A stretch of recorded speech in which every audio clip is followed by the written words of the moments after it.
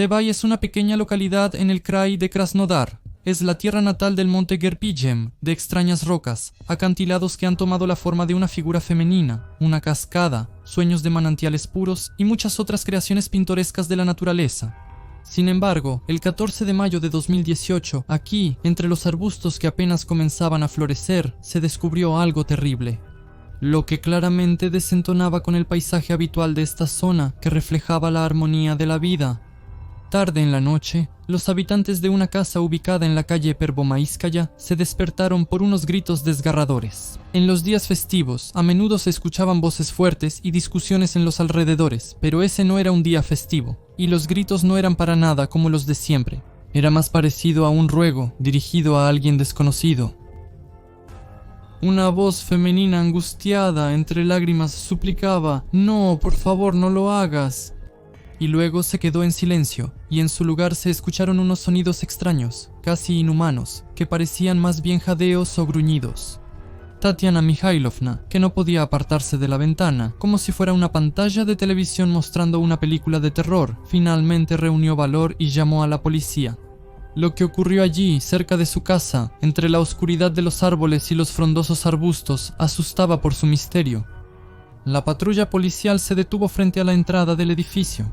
Varios vecinos, interesados por el espeluznante incidente, se dirigieron al lugar misterioso, siguiendo a los agentes. El corazón de Tatiana latía agitadamente en su pecho, y en su imaginación pasaban fugazmente imágenes aterradoras de los héroes de las leyendas locales. La bruja malvada, la misteriosa criatura del lago de la bruja, los hombres lobo. Los policías iban al frente y alumbraban con linternas el lugar, que volvía a sumirse en el sueño. De repente, la luz de una de las linternas cayó sobre un objeto que parecía un zapato de mujer. Se escondía en una elevación entre arbustos. El grupo de búsqueda comenzó a acercarse al objeto sospechoso. Al llegar a la colina, a muchos policías les temblaron las linternas en las manos y los haces de luz saltaron convulsivamente entre las hojas. Un zapato, ropa esparcida, una bolsa, un teléfono celular, todo esto estaba cubierto de manchas carmesí. Junto a eso yacía el cuerpo de una mujer, lo que solo se podía deducir por las características de su complexión. Su cabeza lucía como si la hubieran sumergido en sangre, desfigurando su rostro hasta volverlo irreconocible. Todo lo que había en ella en vida fue reemplazado por pequeños rasguños y grandes heridas. Alguien le fracturó el cráneo a la mujer, le desgarró la boca y le cortó parte de la oreja. Sin embargo, lo más aterrador se notaba al mirar un poco más abajo. Debajo de la camiseta levantada, su única prenda. En la víctima, en el abdomen se había abierto un gran agujero y de él sobresalían los órganos internos. Un lazo de intestino arrancado rodeaba una pierna. El torso presentaba múltiples hematomas en la piel. Junto al cuerpo sin vida, entre los picos afilados de la hierba, yacía una gran piedra con rastros de sangre y fragmentos de cabello de la mujer. Tras el espectáculo y los desgarradores gritos, los testigos despertados perdieron el sueño por mucho tiempo. En sus mentes retumbaba una interrogante: ¿quién lo hizo?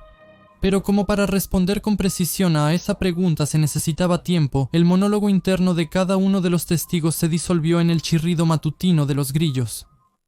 Después de un tiempo, cerca de donde se halló el cuerpo, encontraron a un joven ebrio tendido sobre el césped. Al principio lo detuvieron, pero luego lo liberaron. La policía determinó que no estaba involucrado en el crimen. En los días siguientes se identificó la identidad de la víctima. Natalia Dmitrieva, de 40 años, madre de 5 hijos, 4 niños y una niña. Desde pequeña, ama de casa, cariñosa, trabajadora, agradable para convivir, así describieron a la mujer sus conocidos en pocas palabras. Natalia, además de ser creativa, bordaba cuadros con Shakira y cintas, y se dedicaba a la floristería. A sus hijos les dedicaba casi todo su tiempo. En la familia de Natalia y Alexei reinaban la armonía y la amistad. Alexei trabajaba como chofer y ayudaba con las tareas del hogar. Pero en un instante, el mundo ante sus ojos y los de los familiares de la mujer fallecida cambió drásticamente. ¿Extraño, hostil? Al enterarse de que su amada esposa había fallecido, Alexei sufrió un ataque al corazón y terminó hospitalizado. Ninguno de los habitantes de Psebay que se toparon con esta historia, ni quienes conocían personalmente a la víctima, podía comprender quién, para qué y por qué se ensañó de manera tan monstruosa con una madre de muchos hijos. Esto pudo aclararse con las cámaras de videovigilancia.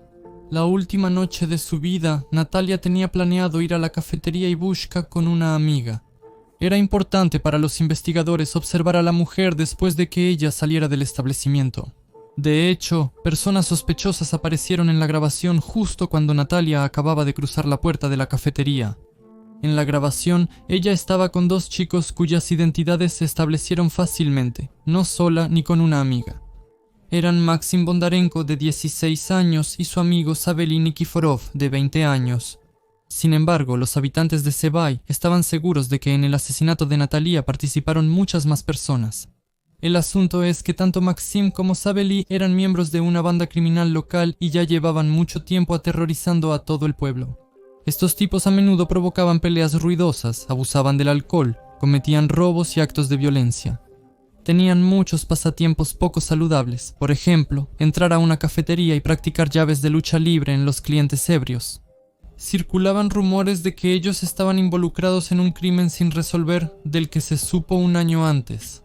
En ese entonces hallaron en la zanja el cadáver de un hombre con signos de muerte violenta.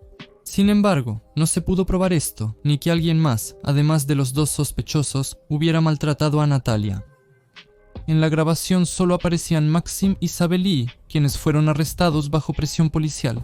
Ellos confesaron que la culpa por lo que le pasó a Natalia recae precisamente en ellos. Pronto también se aclararon los detalles del crimen. La noche del 13 de mayo la mujer se alistaba para ver a una amiga en un café. El esposo dejó ir a Natalia, ya que ella pasaba todo el día en casa con los niños y casi ni recordaba la última vez que descansó. Y tanto entre semana como los fines de semana, ella se dedicaba a las tareas del hogar. Cuidaba a Ira, que tenía 2 años. Ayudaba a los demás niños con la tarea, además de cocinar y limpiar regularmente. Como la mayoría de las mujeres, a pesar de sus muchas responsabilidades, Natalia mantenía su amor por la vida y optimismo. Cuando se le presentaba la oportunidad de distraerse un poco de la rutina que ya le cansaba, Natalia, por supuesto, la aprovechaba. Ellas hablaban con Vera sobre la vida y compartían novedades mientras se relajaban en los sillones del café. Se sentían en general como una compañía completa y no necesitaban la compañía de nadie más. A mitad de la conversación, 2 chicos casi adolescentes se sentaron junto a las mujeres. Natalia conocía a uno de ellos, compañero de clase de su hijo, y al otro lo conoció allí mismo. Savely, que era 2 veces menor que ella, invitó a Natalia a bailar, y, al notar que la distancia personal entre ellos casi había desaparecido, adoptó un tono más familiar. A Natalia no le gustó nada esto, y le hizo un comentario al joven atrevido, al cual él reaccionó de manera bastante adecuada. Pasada la medianoche, el grupo, algo ebrio, abandonó el café. Vera y Natalia se despidieron casi en la entrada de Ibushka, pero Maxim y Savely querían quedarse más tiempo. Exhalando grandes nubes de humo rancio, se pegaron a Natalia y expresaron su deseo de acompañarla hasta su casa. Echando un vistazo a las calles oscuras, parcialmente iluminadas por unas cuantas farolas, la mujer aceptó, pero no podía imaginar lo que sucedería después. El peligro no estaba en la niebla. Tomando la forma de 2 sombras en el asfalto, el peligro caminaba tranquilamente al lado. A pocos metros de la casa de Natalia, sus jóvenes acompañantes se volvieron salvajes. Tomaron una gran piedra y comenzaron a golpearla en la cabeza. La golpearon brutalmente 12 veces con ira y furia, hasta que del rostro de la antes hermosa mujer de ojos azules no quedó nada. Pero eso no fue todo. Después de la golpiza, los sádicos abusaron de la víctima uno tras otro, y después de casi 1 hora de torturas, decidieron acabar con ella, echándole una cuerda al cuello de la desdichada. Natalia se retorcía en convulsiones y emitía jadeos, pero luchar era inútil. Al final, recordando una escena de una película que, como luego confesaron los criminales, vieron varias veces, Maxim y Savely le abrieron el abdomen a la mujer y le arrancaron los intestinos. Aún sin poder recuperarse del profundo impacto moral, acompañado de náuseas físicas provocadas por los detalles del crimen que todos comentaban, los habitantes de Sevay exigían el castigo más severo para los asesinos. Casi 5.000 personas salieron a manifestarse, 15.000 firmaron una petición especial. Esta iniciativa fue apoyada más por el deseo de castigar en general que por castigar debidamente a los culpables. El asunto es que Maxim Bondarenko no solo tenía mala fama, sino también ciertos privilegios. Su padre ocupaba un puesto prestigioso, encabezaba una de las divisiones de una gran planta procesadora de madera. Por eso siempre y en todo lugar protegía a su hijo, acostumbrado a quedar impune. 500.000 rublos, y Maxim logra evitar cualquier castigo. Así era la costumbre en su familia. El chico dormido, que fue encontrado en la noche de graduación del 14 de mayo junto al cuerpo de Natalia, era precisamente él, y todos sin excepción entendieron por qué lo soltaron tan rápido. Pero esta vez la indignación de la sociedad fue tan fuerte que ningún contacto en las altas esferas pudo cubrirlo. A Maxim Bondarenko lo sentenciaron a 10 años de prisión. Hasta que cumplió 18 años, cumplió su condena en una colonia correccional para menores y después lo enviaron a una colonia de régimen general. A Sabel y Nikiforov le dictaron otra sentencia, 19 años en una colonia de régimen estricto. Alexei Dmitriev, el esposo de Natalia, consideró que las sentencias eran demasiado suaves y exigió cadena perpetua, al menos para el mayor de edad Nikiforov. Aún le cuesta recordar esos terribles días de mayo. En el rostro amoratado de la joven, a quien al principio incluso quisieron ocultar de sus familiares, enterrando a Natalia en un ataúd cerrado, quedó para siempre la huella del miedo. Sin la costurera, ama de casa, madre y esposa, la casa amenazaba con desmoronarse. Pero los vecinos de la colonia apoyaron a los Dmitriev a superar la tragedia, tanto emocional como económicamente. Tiempo después, una nueva mujer llegó a la familia.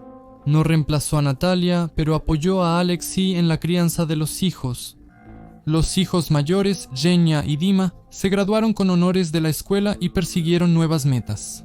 2 de los más jóvenes aún asisten a la escuela, pero ya tienen grandes planes para el futuro. La única niña entre los hijos, la más pequeña, recientemente empezó el 1er grado. En esta familia, cada uno tiene sus propios sueños, esperanzas y recuerdos, principalmente relacionados con la pérdida prematura, a pesar de las pequeñas alegrías cotidianas. De la fallecida Natalia.